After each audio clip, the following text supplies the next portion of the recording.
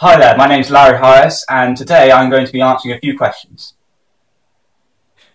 Larry Hyus, what are your views on soap operas? Oh my god, don't get me started on soap operas. To be honest, I feel like they're an absolute waste of space.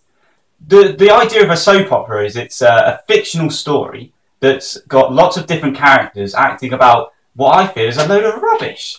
It's just like, when you think of a soap opera, you think of like EastEnders. There's a street of people, and all they do is just babble on about a load of nonsense while going about their day-to-day lives. Like, who wants that? If I want that, I'll go to somewhere in London itself and go talk to random people and start a fit. I mean, who wants to watch a soap opera? Like, no offence if you're watching this and you enjoy them, but in my opinion, they are just for people that have absolutely no idea of what they are doing.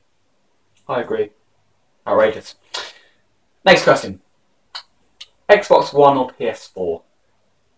That's tough to say. I personally have an Xbox One, and purely that is because I had PS3, and firstly when that came out, my internet, as bad as it is already, and it hasn't improved, it was terrible. I used to play online, and I'd just be constantly streaming with lag.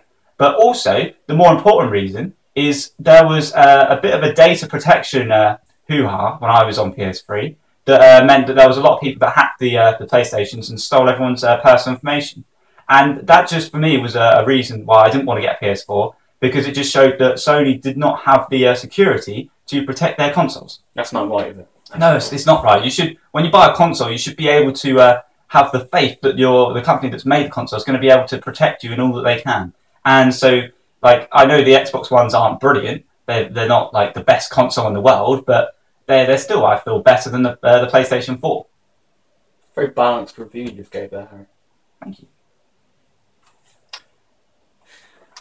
So, Larry, what do you think about inconsiderate people? Inconsiderate people? Define inconsiderate. Well, an inconsiderate person, for example, might not hold the door open for you when you're right behind him, or perhaps he won't say thank you, or, you know. Okay, I see the word. Someone who just doesn't consider you worthwhile in his life. Okay, in my opinion, inconvenient people, what I call inconsiderate people, I feel a waste of space.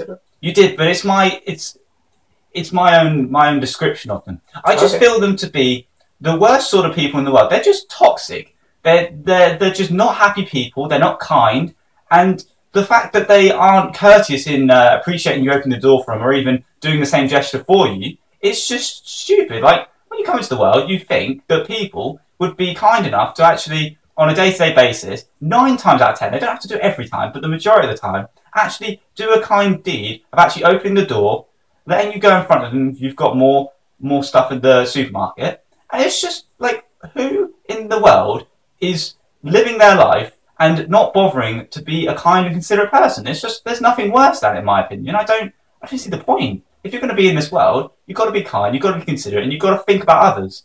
As one of my mottos, the world isn't run by money, in my opinion. It's run by people. People are what makes the world go round. And so if you're not helping this world go round, what's the point in being here? I agree. Very good. So next question. What purpose, you touched on this a little bit maybe, sort of, what purpose do humans have on Earth? What's our purpose? Our purpose? Oh, that's a good question. It's a great question. Personally, my opinion on humans' purpose is to invent things, to discover new things that are out there, and just to preserve life. Like, I know we're not doing a good job of it now because we're creating so much pollution that we're going to have coastal towns be completely riddled with water and completely drowned in, say, the next 20 to 50 years.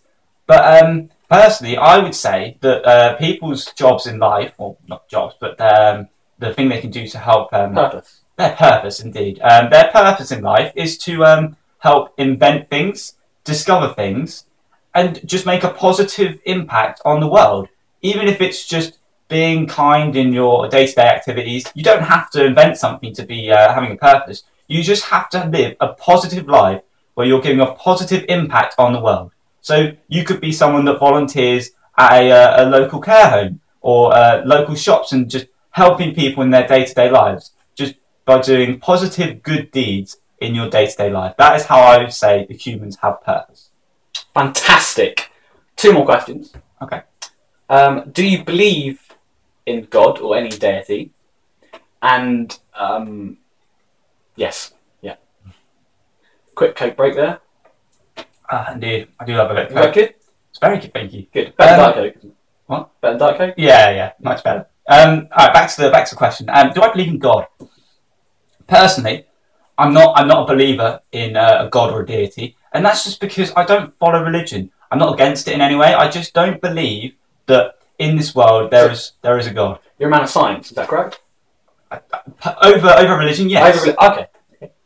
And so there may be a God out there. I'm not going to discriminate over anyone that believes otherwise. But in my personal opinion, I believe that there isn't a God in the world, because prove me wrong in this point. If there was a God, how come there is so much famine and horrible natural disasters that occur all over the world? Because if there was a natural disaster, what positives does that give the world? It's causing death, it's causing destruction, it's destroying homes and all that bad stuff. But what good does it do? If there's anyone out there that can say that there's a good reason, even if it's just a small good reason behind anything along those lines, then I may be willing to change my opinion on whether there's a God. Leave in the comments below. Yeah, if anyone has an opinion on any of these questions, leave it in the comments below, and I'll look at them and see what I have to say about them and give you my opinions back. Yeah, we got one last question here. Okay. Does money bring happiness, Larry? That's a very good question. Money, as good as money is in terms of allowing you to progress in life, personally, it can bring you a form of happiness, but not the truest form of happiness that is just enjoyment of life. You could buy a nice car, you could buy a nice house, you could buy a lot of materialistic items to feel like you've improved your life. But personally, in my own opinion, I don't think money brings happiness.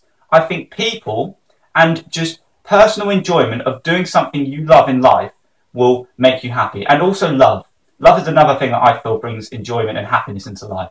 If you're in love and with a loving person, I feel that's more joyous than just having a lot of life stuff, like say a Lamborghini or a Ferrari. Because of course there is that one strange point. What if you're in love with your car? Oh, does that count? Or? That's a fine line between the two. Is that a bit of a grey area? Yeah, that's a bit of grey area. It's okay. There's nothing wrong with it, unless you're living in a certain state in America, which leaves my mind.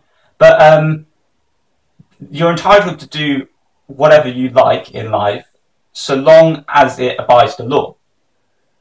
And when we talk about loving a car, it depends on what you're saying about loving a car, as whether you just have an adoration for it or a physical attraction to it. And if it's a physical attraction, I'd say that's a bit of a weird thing to have. So you don't think you would ever have a physical attraction to any car? No, I don't feel I'm the sort of person that can be physically attracted to a car. I like my car, I have a car myself, but I don't think I'd be physically attracted to it. I think that's just a bit too weird for me. But again, for anyone that does have a strong admiration for cars, there's nothing wrong with it, so long as you're being true and loyal to your car and not doing anything that would hurt it. Or cheat on it, of course. Or cheat on it as well, yes, that's another thing. Okay, that's a good little end point right there. Yeah, I'd just like to say, if you enjoyed this video, leave it a like. If you've got any opinions on any of the questions that I've talked about, leave them in the comments below, and I'll do my best to get around to answering them and give you. You will. Oh, yes, I will actually. You will answer them. I will answer them. I'll make sure that I answer every single question that's put in the comments, or opinion on all the questions. And if you're not subscribed, already subscribed. And I will see you next time. See you.